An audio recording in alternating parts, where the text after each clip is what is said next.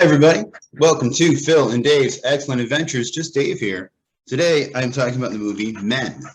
This is going to be a spoiler review, so if you haven't seen the movie yet and you are concerned about spoilers, I would suggest you go ahead and watch the movie first before you watch this review.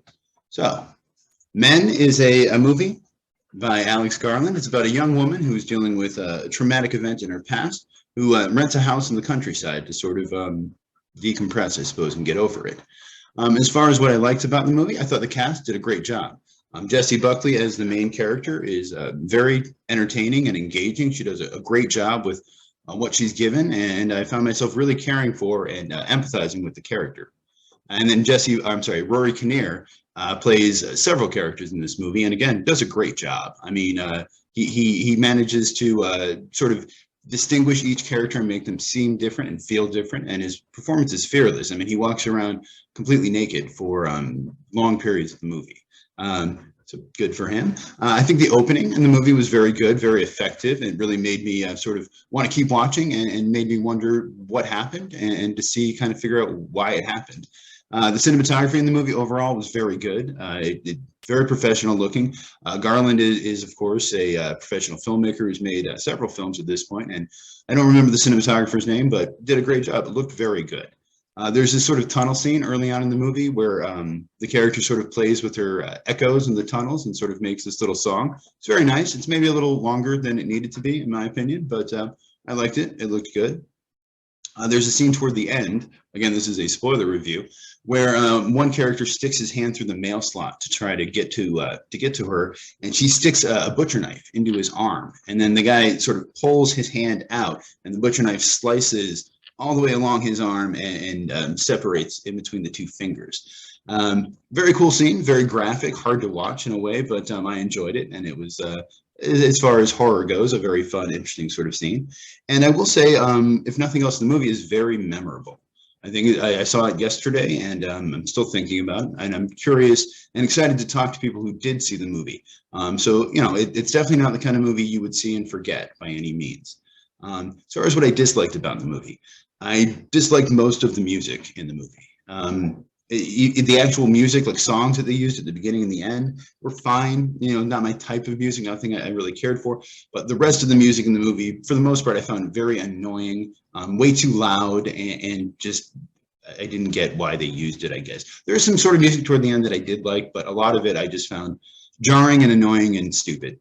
The movie is very slow. It's very, very, very slow. There's a scene in the woods where they play, again, this is the music that I hate, just a very long classical song. And the song honestly may have only been 2 or 3 minutes, but it felt like it was 10 minutes long.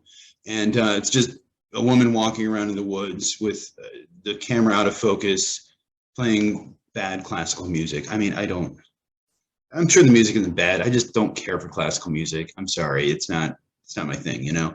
There's long periods with no dialogue in this movie, which again, the actress does a fine job, but I got so bored. The movie is like an hour and a half, I think, you know, a little over 90 minutes, but God, it feels like 5 or 6 hours long. I mean, I wanted to leave several times while watching this movie. It is so damn boring. It is the absolute epitome of a pretentious art house film. It's the kind of movie that if you had a friend who went to art school or to film school, made it, and you would watch it and you go, oh yeah, it's really good. But God, it is terrible. It is just hard to watch. It is so unbelievably boring, and it feels like just forever. The main character acts stupid. That happens in a lot of horror movies because, you know, you got to have a story, but also because people don't know how to write. It's not that hard to come up with more compelling reasons to make somebody stay there than just they're a stupid person who makes bad decisions. I don't know what the point of that was. There's a lot of stuff where it's really hard to tell what's real and what's not.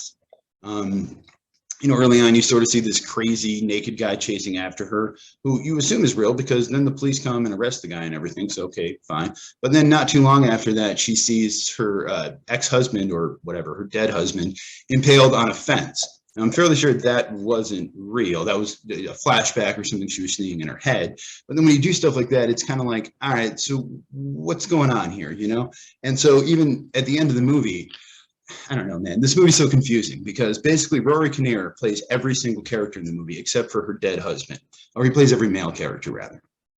So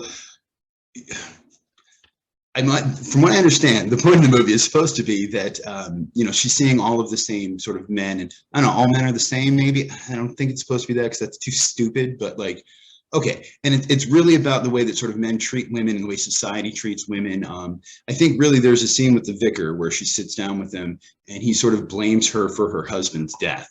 That finally it clicked. I go, okay, I see what they're trying to do with this movie now. They're sort of showing the way that like society treats women and sort of just inherent misogyny and toxic masculinity and all of that, which is great. It's an important thing to talk about, and it's a really good point.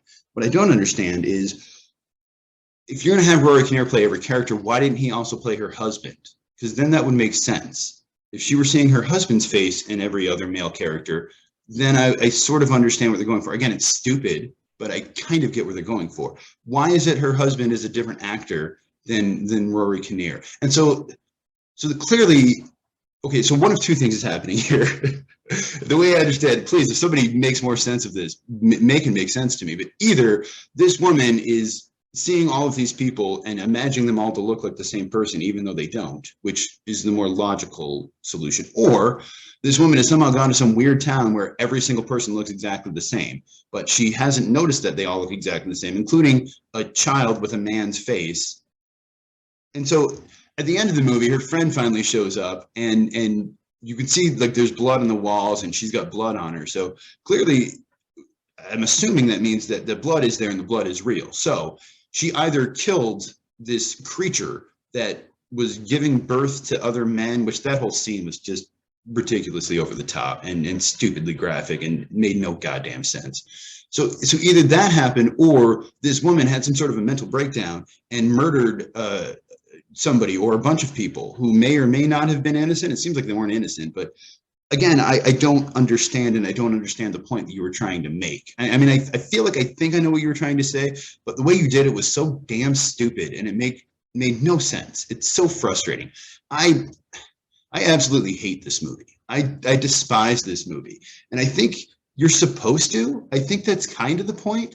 The movie is definitely satire, I would say, and it sort of reminded me of that Don't Look Up or whatever it was called, the movie that came out on Netflix a while ago with Leonardo DiCaprio, where the satire is so ridiculously over the top that you're like, okay, clearly this is not a real world. And again, I understand the point they're trying to make with, oh, the cops let the crazy naked guy go because he didn't seem like a threat. And that kind of stuff does sort of happen in real life. But there's a point where it's like, okay, well, no, you're losing me. And so, like I said, the ending with, God, the ending, the one character the naked man gives birth to a young version of Rory Kinnear's face, who then gives birth to an older version of Rory Kinnear, who is then gives birth to her dead ex-husband, who shows up, sits on the couch, she sits down next to him and goes, "What do you want from me?" And he goes, "I want you to love me." Okay, again, I get the point that you're trying to make here, and I get, it's just, it's so weird and ridiculous.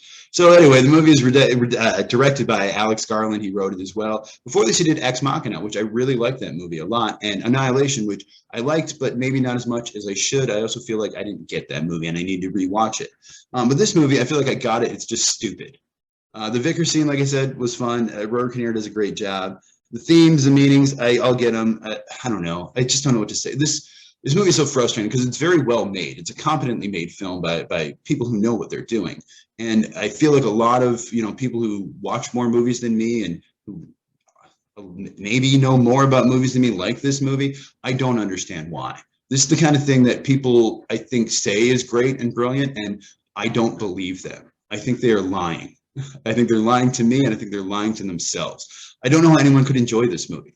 It's a terrible movie. I mean, I walked into a theater with 5 people in it. By the end of it, there's only 3 people left. It's just, I don't know. So scoring this is hard for me, honestly. On my own personal preference, my own personal belief, I would give this movie a 1 out of 10 because I just absolutely hated it. That being said, maybe that's what they're going for. I don't know. And from a stylistic, from a sort of a directorial standpoint, it is well made. But it's just terrible and boring and stupid. So I'm going to land on like a 4. I'm going to give it a 4 out of 10. And honestly, I think that's being generous. This movie is terrible, and anyone who likes it, I disagree with you. I'm not going to say anything bad about you, but we have very different taste. So yeah, if you saw this movie, you know, well, I'm sorry that you had to watch it. No, I don't know. Maybe you liked it, and if you did, tell me what you thought of it. I'm curious to know. Thanks for watching. Have a good night, and I will see you here again next week.